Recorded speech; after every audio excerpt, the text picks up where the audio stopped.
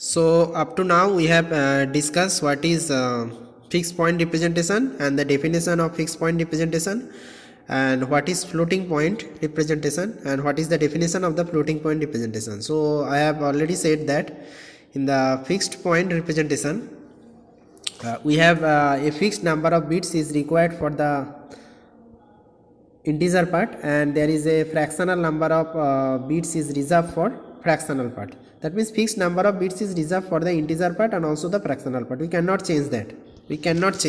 Okay, so this type of representation had some sort of limitations, so that's why we go into the floating point representation. Now the definition of the floating point representation refers to the fact that the numbers radix points means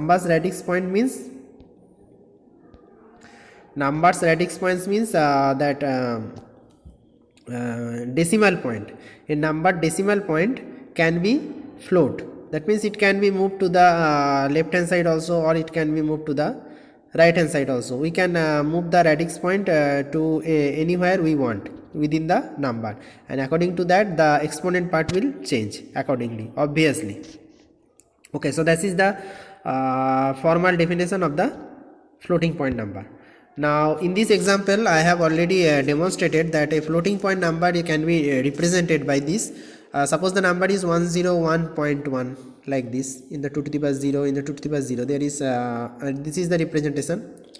Now in the fixed point representation we cannot change this radix point. That means 101.1 means 101.1, that is the number. So this is the integer part in the fixed point representation, and this is the fractional part, and fixed number of bit is reserved for that, and also for the sign bit.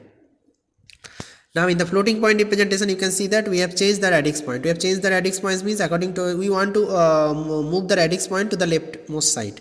So that's why we make this number like this, 0.1011 and 2 to the power 3. Obviously 2 to the power 3 because 3 bit I have moved the radix point, so that's why 2 to the power 3. So this is our become mantissa, and this is our become exponent. So in this case if we want to represent this number in the form of the floating point representation, then what happens is that the sign bit and exponent part and the mantissa part, so these three part have been identified, and we are not representing like the fixed point representation. That means this integer part had been written down as it is, this exponent fractional part has been written down as it is. This is not the case of the floating point representation. So in the case of the floating point representation we have sign, exponent and mantissa. So this is called the exponent. Okay, this is the exponent and this is the mantissa. So here there is a procedure that how many bits will be reserved for the sign bit, exponent bit and mantissa bit. That will be fixed. Okay, so and in the case of the number is positive, so we can represent it with a 0 as the number is positive. As the exponent is 3, so the binary equivalent of 3 is 0011, that will be written down here. And for the mantissa case you can see that the mantissa is 1011. Okay, so mantissa is 1011. So as the mantissa part is 5 bit, mantissa part is composed of 5 bits, so we can make 1011, and this is a fractional part, so we can add as many as 0 after that. So as the mantissa part is 5 bits, so we can 0 1 0 here. So that will the complete representation of this floating point representation. Okay, so in the next case what happens is that there is a normalization technique associated with the floating point representation. Floating point in the ordinary floating point representation, that is the case. So in the if we want to represent the number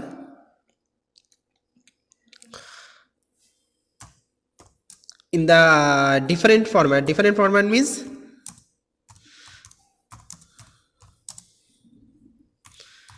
if you want to move the radix point, not here, suppose you want to move the radix point after 1, so 1.011 like this to the power 2. So this is your this is a different representation we will see in the case of the implicit representation. So if this is the case, then this will be your mantissa, this will be your exponent, like this. So we can move the radix point according to our requirement. So in the case of the next, we have said in the previous that there is two type of normalization is associated with the floating point representation.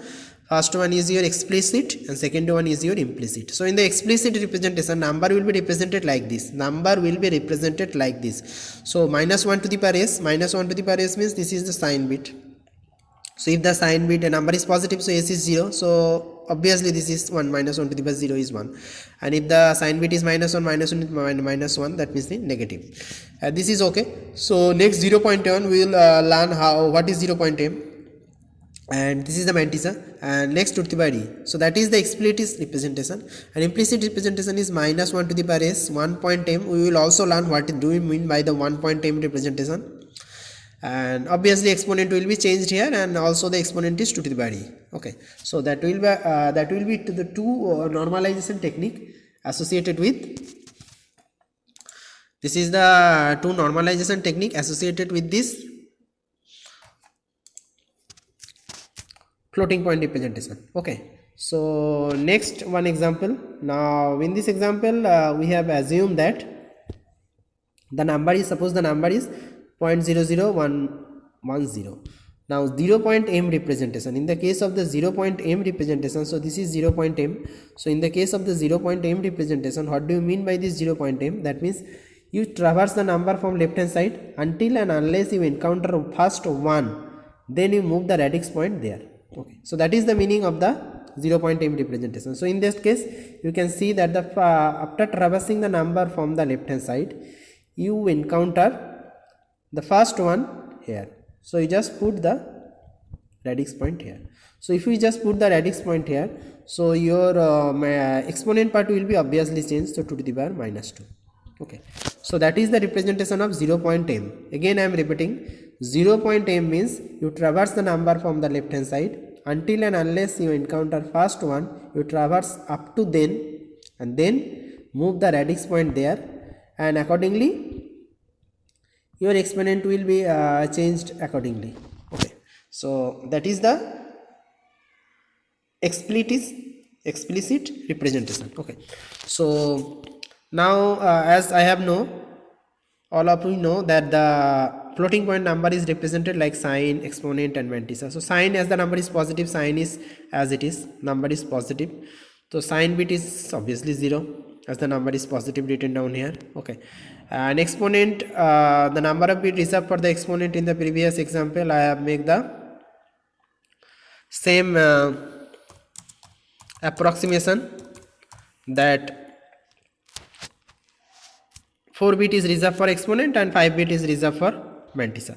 So this is the case. So in the case of the mantissa, I have in the case of the mantissa you can see that 110. So mantissa I have written 110 here, but as it is the fractional number, so we can add as many as 0. At the mantissa is 5, so we can add the 2 dummy 0 here to make the number complete, but it will not affect the number anymore because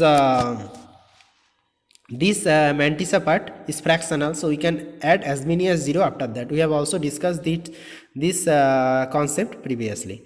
So this mantissa part is complete. Second and last one is your exponent. So how do you represent the exponent? This is a negative number, so obviously you have to represent the number in the 2's complement form. So plus 2 is 0010. So after 1's complement it is 1101, just complement, and adding again 1 with it we get the 2's complement. So 2's complement of actually minus 2 is represented in the 2's complement form is like 1110. So this is the case 1110. So that will be represented in the form of ordinary case. Okay, but there is a problem that in every time we have to convert this number into 2's complement form. To get the number in the 2's complement form is quite time consuming, so that's why we have dropped this concept and introduced a new concept that is called the biased exponent. That means we want to express the exponent in the positive number. We don't want to, if the exponent is still negative, we don't want to express the number in the negative format. So that's why we can get the number in the biased exponent concept. Okay, so biased exponent concept is actually means,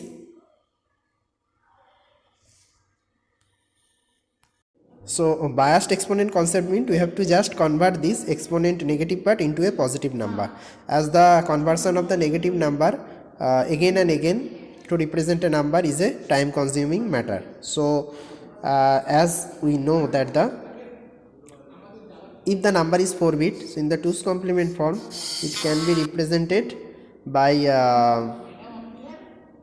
that means the range of number in a 4 bit number in a 2's complement form range from minus 2 to the power n minus 1 to 2 to the power n minus 1 minus 1. So minus 8 to plus 7. So that is the range of number in a 4 bit format that we can represent properly. Okay, in a 2's complement form, obviously in a 2's complement form. So the most rightmost top negative number is minus 8. So the concept is that we have to, so minus 8 to plus 7, that is the range of number we can represent in a 2's complement form for a 4 bit case. And in the case of the biased exponent concept means, so this is the exponent we can represent in the 2's complement format, negative exponent. Okay, so in the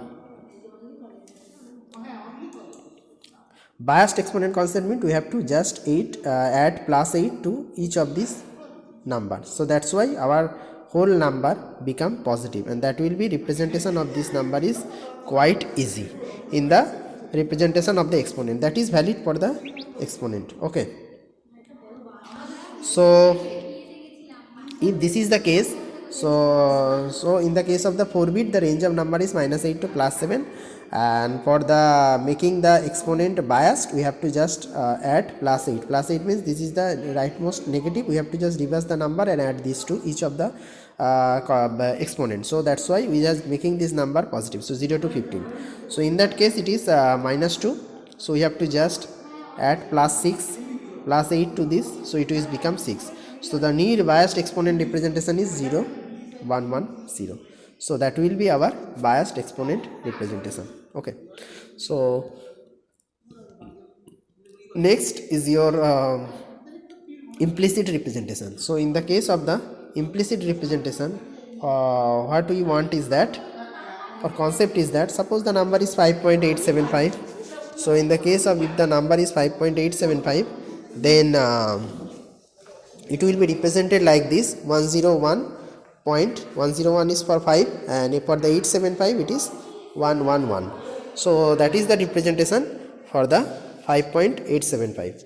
Now if we just express this number in the same format we have earlier discussed, that for the sign bit it is 1, for the exponent it is 4, for the mantissa it is 5. So for the sign bit it is 0, for the exponent it is 0011, and for the mantissa you can see that if we just represent it in the implicit format, so point will be here.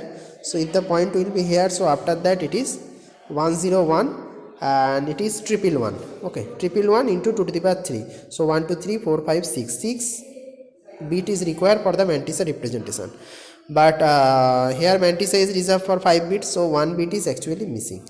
So if this is the case happens for any number representation, then we go for the implicit number representation.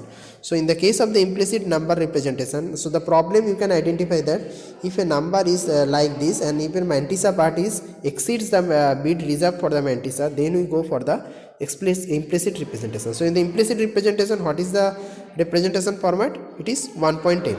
It is 1.10. So if we just represent it with 1.10 format, so 1 is here, so 1 2 3 4 5, so 5 number is there, so mantissa is 5, there is no problem. So 1 is actually does not represent in the mantissa part. So when the number is converted back again to the computer is converting the number from this whatever value it gets from there he actually adds 1.0, so 1.10. So that will be the task of the computer. You don't need to bother about that. You just only need to know that 1 is actually dropped. 1 is not represented in the mantissa, only represented this 5. So that is 5, that is no problem, 5 bit is reserved. So if we can encounter such type of problem in representing a number, then we go for the implicit representation. So that is all about the fixed point representation. and the floating point representation, and some of the example of the floating point representation, and what is the normalization technique in the case of the floating point representation. That means two normalization technique is required. So first one is your explicit, and the second one is your implicit, and the explicit is much popular than the implicit. Most computer it is used for the explicit number format, and we also see in the case of the explicit number format we have also used the concept bias exponent. Why do we require bias exponent? Because if the exponent is become negative, every time represent a negative number, it is become quite difficult. So that's why you go for the biased exponent concept, so the number is automatically become positive. Okay, so in the case of the mantissa part, what happens is that in the case of mantissa, the number is in actually if the representation is exceeds the mantissa bits reserved, then you go for the 1.m or the implicit representation. So this is a special kind of representation. Okay, so that is all about the floating point number, and we will also see the next IEEE 7554 format for the case of the representation of the number in the next lecture. Thank you.